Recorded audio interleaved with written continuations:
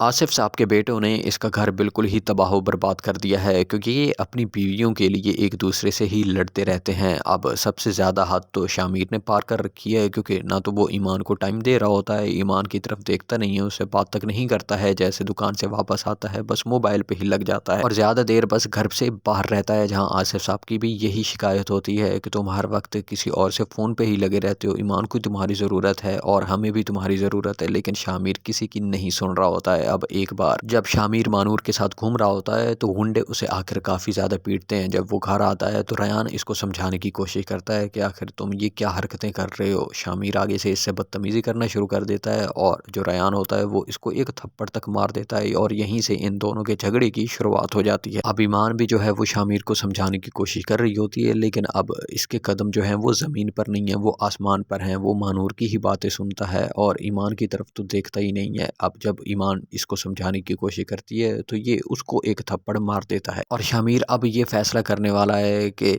अगर ईमान इसी घर में रहना चाहती है तो रहे, लेकिन मैं इस घर में अब नहीं रहना चाहता हूँ। इस घर में मेरी कोई भी इज्जत नहीं है। अब मेरी जहाँ मर्जी होगी मैं वहीं पर रहूँगा और इस तरह जो शामिर है वो ये घर छोड़कर ही चला जाएगा।